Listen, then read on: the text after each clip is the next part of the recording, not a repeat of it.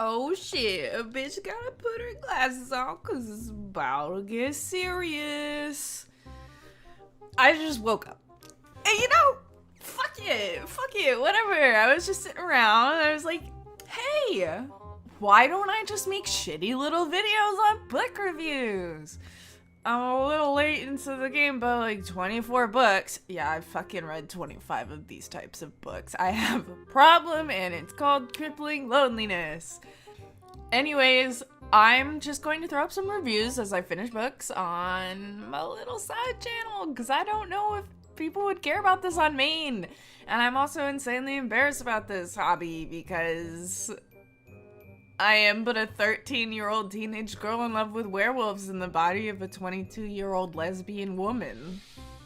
And if I don't talk about it, I will die. So anyways, I just finished Sinful as Hell by G. Bailey last night. I'm currently just completely going to town on reading everything G. Bailey has written because most of the stuff wrecked to me on my Kindle is by her, so I'm just rolling with it. It's all kind of cringy, but incredibly entertaining, and who am I to stop somebody from writing something they have fun writing? Probably. Who knows? Oh my god, my voice is like so heavy with sleep, but like, nobody can stop me. It's just heavy with sleep and brownies. So this book is, a reverse harem bully romance, which are four words I could not imagine being put together in the same sentence before. But here I am. But also, I think another book I read by G. Bailey falls into that category. I read The Broken and the Sin last month, which is the first book in a vampire romance novel series that I think also might be reverse harem, but who knows?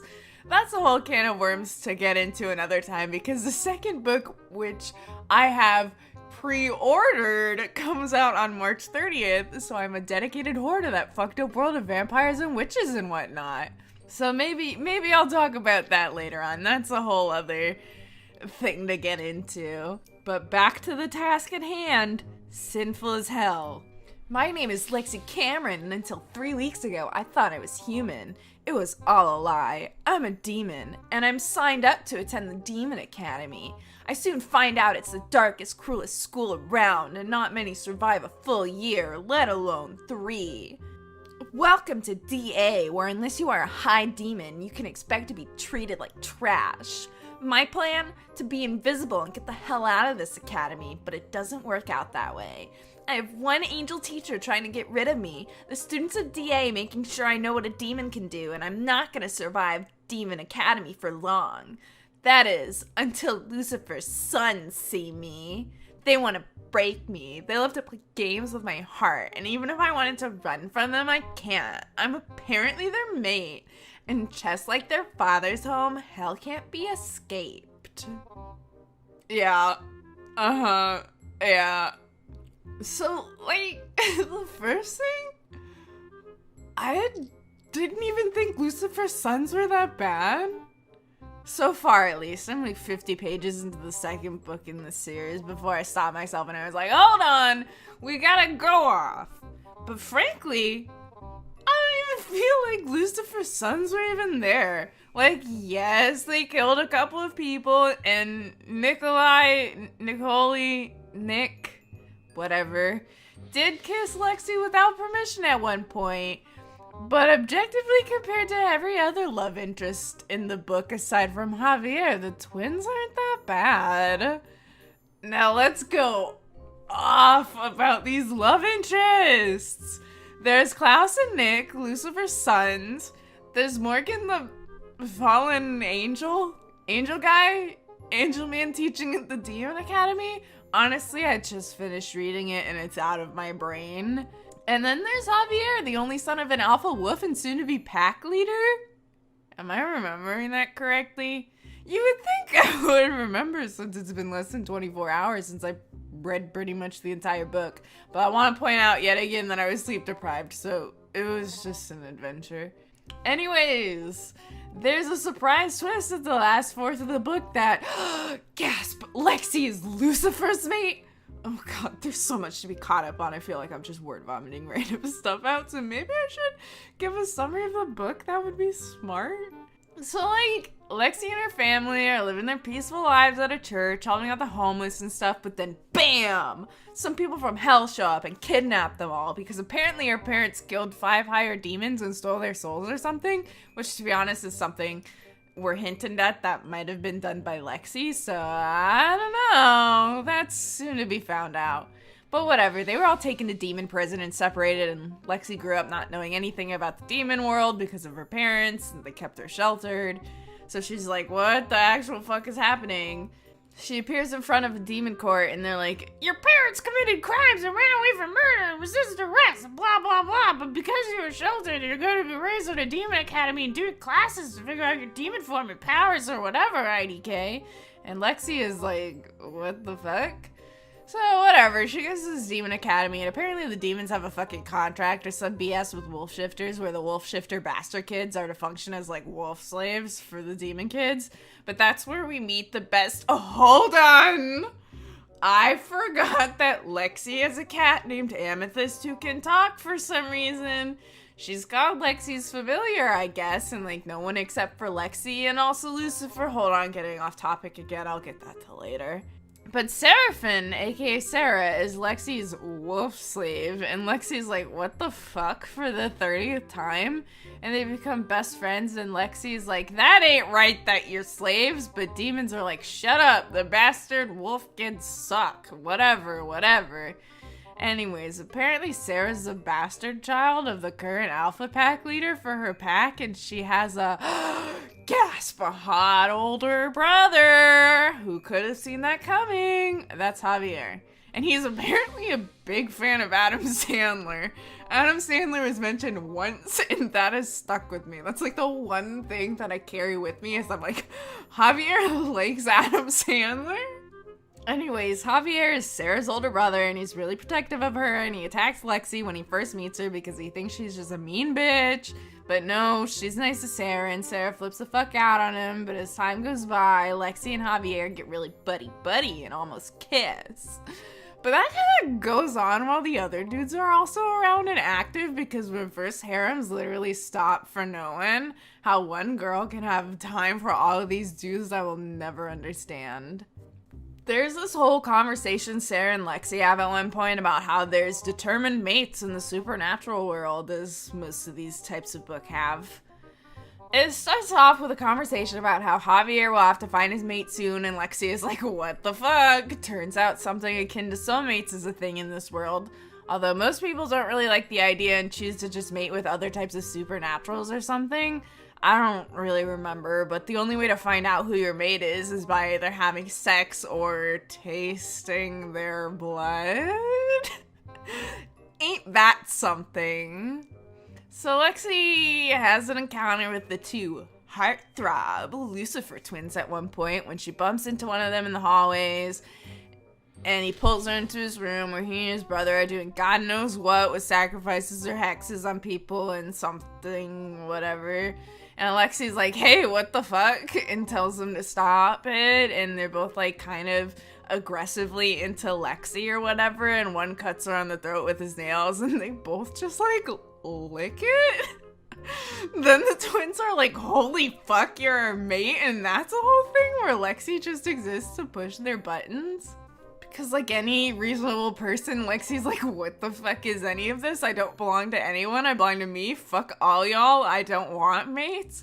But guess what, Lexi? You're the main female character in a reverse harem, so you're kind of doomed there. Meanwhile, once again, while all this is going on, Lexi's being trained by Morgan. His name's actually like Mr. Morganach or some shit. Dude, I can't even be bothered to fact check this shit. I could just look it up, but I'm currently more invested in just retelling my own shitty version of the story. But he's like a grumpy fallen angel or some shit who apparently murdered his best angel friend or something. But it was only talked about later on in the story, or maybe even the beginning of the second book. IDK, lol. Time doesn't exist, and frankly, I transported to the 9th dimension with my own pocket of time while reading this book. But, like, we never actually find out what happened. At least not yet. I hope we will at some point, although I kind of also couldn't care less. But I'm somehow invested. Weird. But he's like really mad at Lexi and being a bitch and snapping at her constantly, and he pushes her really hard in training and is maybe my least favorite but also favorite somehow. But also that's just because I'm a whore and really like the angel guy in another series that G. Bailey has written, so it's kind of favoritism. Although I'm enjoying that series way more than this one, which also has another 2 books coming out in the future that I have pre-ordered, so maybe I'll be able to talk about that at some point if I can even be bothered. I don't know, man. Morgan's kind of a bitch, but he likes Lexi, and it's literally like a will they, won't they sexual tension thing where at one point they make out in a supply closet. Anyways, there's a whole bunch of other shit happening. It turns out Lexi is this thing called Angel Blessed, which is probably why her parents hid her from the world, because she's an Angel Blessed demon. And the Angel Blessed people are people who die between the ages of 19 to 21, if I remember that correctly. And then they are raised to go to like angel school or something. But all demons' lives belong to Lucifer, so her soul or whatever belongs to Lucifer, so she probably won't die. Who knows? Lexi is also like 17 in this situation, and her demon is supposed to like take control at 18 or something. Get strong or something. God, there's just so much to talk about and so many details that are missing from my explanation that I didn't realize this would take this long to explain. But anyways, the angel blessing thing is supposed to be kept a secret, but Morgan sees the mark on her one time and is like, what the fuck, that's not possible. And she's like, what do you mean? And he explains the whole fucking thing to her and enlists the help of some angel professor he knows to do some research, and Morgan's like, don't let anybody see that! And then there's this whole fucking deal with Javier where Lexi's going to say bye to him at one point, and he's leaving her dorm room that she shares with Sarah, and Sarah's like, Lexi, don't! As she approaches Javier in his wolf form as he's about to leave, and Lexi's like, lol, what you mean? And Javier just fucking swipes at her and scratches her wrist, and Sarah's like, he marked you! And Lexi's like, what the fuck? And it's not explained, because Sarah doesn't talk about it, but I think you can pretty much assume that Javier marked Lexi as his mate, which means 3 guys, Klaus, Nick, and Javier, all have staked claims on Lexi, and Lexi is out here sometimes making out with a fallen angel teacher. You know, just a typical life at school for these weird supernatural academies. I think I've gotten the gist of the guys' plot lines out. Anyways, there's a dance that happens near the end of the book, and Klaus and Nick are all like, we have someone you need to meet, or whatever. And turns out their dad, Lucifer, is at this dance. And Lucifer immediately just looks at Lexi like, yes, my mate has arrived. And Lexi and Nick and Klaus are all like, what the fuck? So that's a curveball. And Nick and Klaus back down from their dad because they're pussy-ass bitch boys.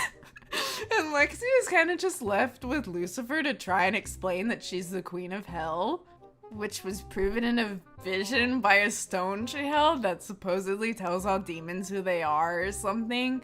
IDK, there's a lot that happens, and meanwhile, while Lucifer's being a little shit, Lexi's still kind of getting it on with Morgan. There's no whoopee making in the book as well, BT dubs. Not yet, at least, which is surprising for these G. Bailey books, because usually the heroines dick down by a few of the harem guys at this point. Who knows? Anyways, why was I doing this again? Alright, wait, the cat! So Amethyst, arguably the best character in this godforsaken book, turns out the talking cat is Lilith, Lucifer's old love and the mother of both Klaus and Nick. But she's just acting as Lexi's familiar and stuff for cryptic reasons. And her and Lucifer argue near the end about how Lexi needs to know something, I think. Anyways, I love Lilith because she was watching Love Island at one point on Lexi's laptop. Love that for her. Well, I don't really know what my points here were. I'm not really feeling this harem too much like I have for other books, which I would usually have my fave guy at this point. I mean, I think my favorite would probably be Klaus, but like, who the fuck knows anything about Lucifer's Sons? Anyways, it's at least entertaining, and I want to see it through the rest of the books, which there are 3, so potentially 2 more videos. Smile. I don't know if this is supposed to be like a review. It's mostly just a summary of me wanting to talk about this bullshit because it takes forever to organize my thoughts on stuff, and it feels weird just talking about this shit unprompted, but I'm also surprisingly passionate about supernatural reverse harem romance books. Who would have thought this would have been my niche category? Because I sure as hell wouldn't. But I'm on my quest to just read every single supernatural reverse harem book so you don't have to. That's just my job title. My unofficial job title is I'm sitting here and I read these fucking books and I'm like having the time of my life. But the thing is when I put them down, I don't remember them. I mean, I kind of do. Like, I can remember certain characters. Like, for some fucking reason, I remember Silas from the Shifter Academy a lot. And he lives in my brain rent-free. But, yeah.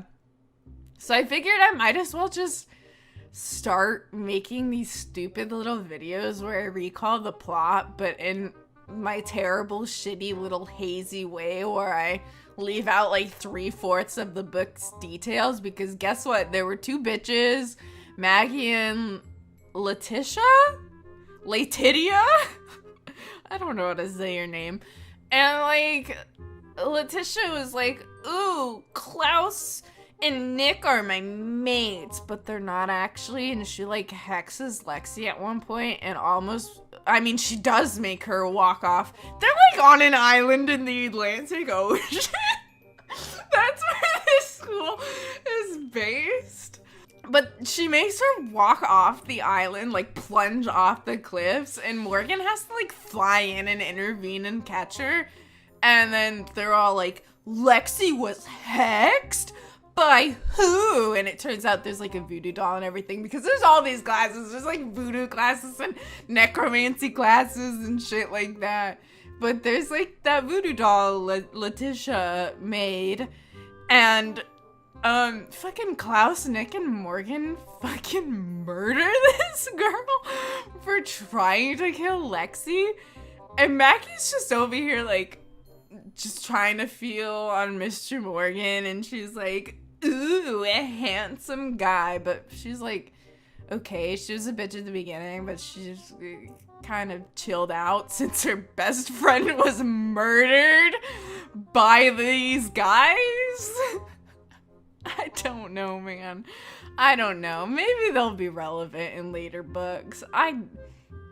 Who knows? And there's, oh my god, there's so much to talk about. Like, the only reason Lexi's putting up with this academy or whatever is because her parents are being held on trial and she has to be like a witness. Because she was apparently like 6 or 7 when her parents did the crime, which is still like her crime she committed, I'm pretty sure. And so she has to like play nice with Lucifer, or else Lucifer's gonna like kill her parents. And there's this whole like prophecy thing that I don't remember because it was frankly too long. But it's like Lucifer's downfall will be caused by this queen lady, whatever, and the 4 horsemen of the apocalypse, which is just gonna go out on a limb and say it's Nick, Klaus, Javier, and Morgan, because why wouldn't it be? So Lucifer's gonna suffer and probably be taken down. Yeah, there's just a lot going on. And if I feel insane just talking about this, but literally I have to talk about it, or else I'm just gonna ruminate on this forever. All of these books live rent-free in my brain. I'm addicted to them. It's so thrilling. I'm just living the life that like 16-year-old me wanted to live.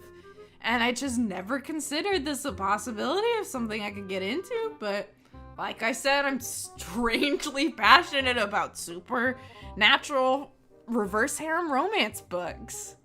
Anyways, I'm reading these so you don't have to smile, and I guess this is my review. Summary, recalling, my retelling. Something. I don't know. It's a 2 out of 5 book for me. I'm sorry, G. Bailey. I love your work. It's great. But it's not a masterpiece. It's entertaining, it's fun, it's like Twilight, but not, you know, it's great. I'm loving it. But it's no 5 out of 5. Yep.